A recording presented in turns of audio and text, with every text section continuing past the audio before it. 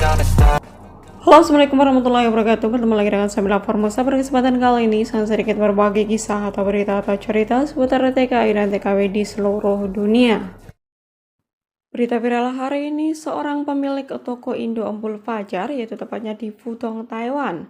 Beliau diduga menggelapkan atau melarikan miliaran pengiriman uang milik pekerja migran asal Indonesia di Taiwan. Banyak banget yang kena guys, banyak banget. Kalau di total uangnya itu mungkin ada 20 M. Bisa jadi itu info yang saya tahu. Aku sampai gedek-gedek, sampai nggak percaya guys. Sampai nggak percaya karena hari Rabu pagi itu dia masih telepon saya, masih nggak ada masalah apa-apa loh, masih hai-hau loh. Ya Allah, ternyata Rabu sorenya udah hilang, sudah mati semua akun-akunnya, semua itu udah mati. Bayangkan itu. Nah, tokonya masih buka itu konon katanya itu udah dijual ke orang dengan harga 170. Aku sebenarnya malah speak up sih, karena aku masih berharap semoga orangnya ngubungi aku lagi. Ternyata udah hilang, bener-bener udah nggak ada, semua akun-akunnya itu semuanya hilang, semua sosmednya itu semuanya menghilang. Bener-bener ini bener-bener kelas kakap, ini bener-bener kelas kakap. Hati-hati guys.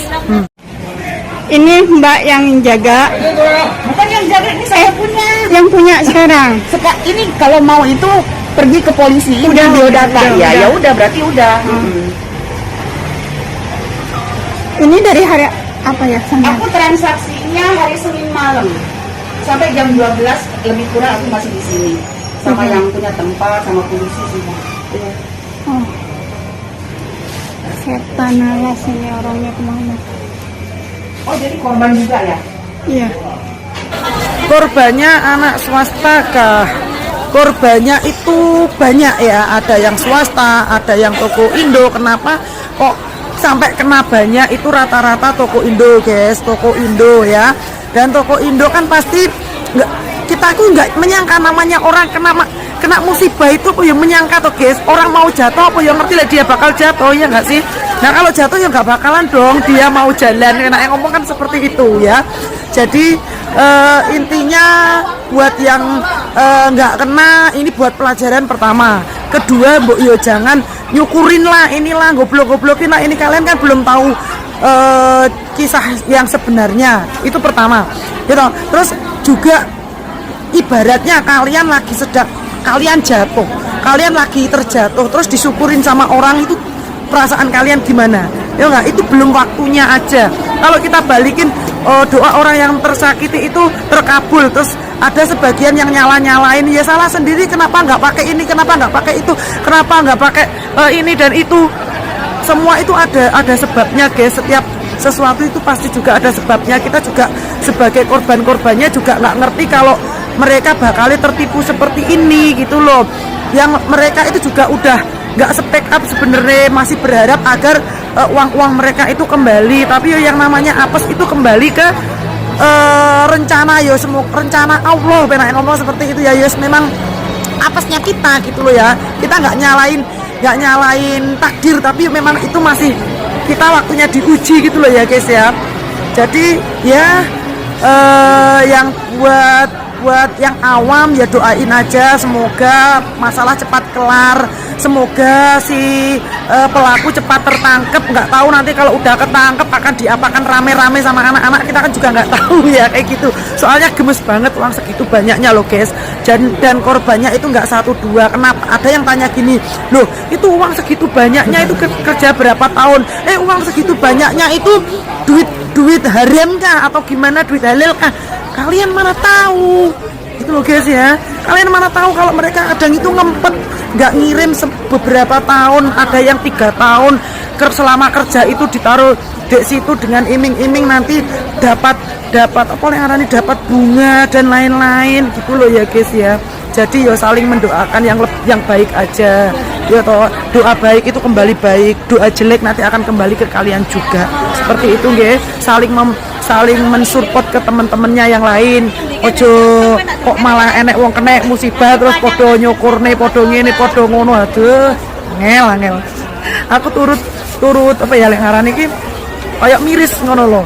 Ada yang sesama nikah sini kadang ada juga yang syukurin malah gini malah gitu, uang malah gini gitu. Itu belum waktunya kalian gitu loh ya. Jadi jangan seperti itu. Ya doa baik kembali baik, doa buruk juga akan kembali buruk, seperti itu nggih.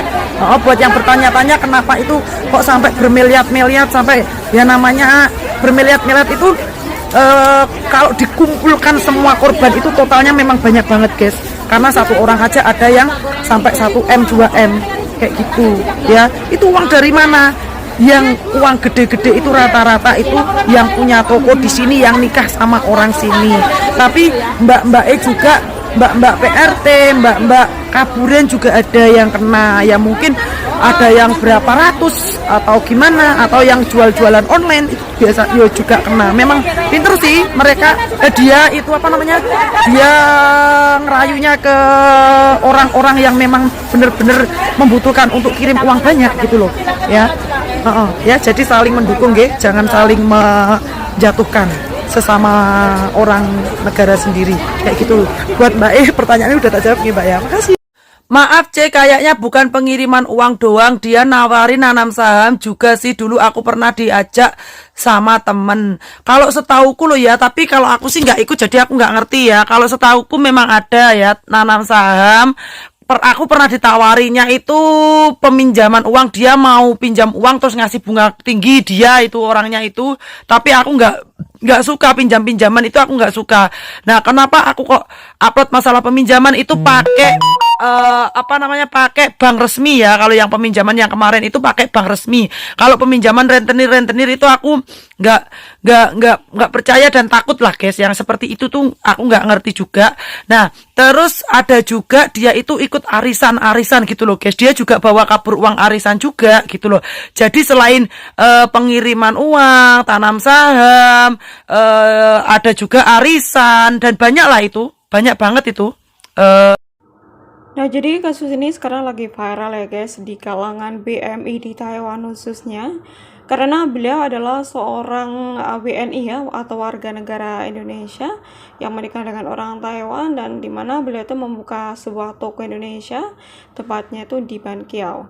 Nah, di situ beliau ini memberikan iming-iming seperti tanam saham, atau mungkin kalau misalkan mau kirim uang itu beliau berani dengan kurs yang tinggi. Makanya banyak teman-teman kita yang tergiur, dan akhirnya banyak sekali teman-teman kita yang ikut tanam saham atau kirim uang lewat beliau guys. Bahkan ada beberapa teman kita juga menabung guys di sana. Nah tiba-tiba beliau ini menghilang dan semua sosmednya itu dihapus guys. Dan ada beberapa korban yang datang ke tokonya langsung, ternyata tokonya itu pemiliknya sudah ganti, dan katanya beliau ini sudah menjual tokonya ke orang lain begitu guys. Dan menurut informasi kerugiannya itu mencapai sampai 11 miliar rupiah dari beberapa korban yang terkumpul begitu guys.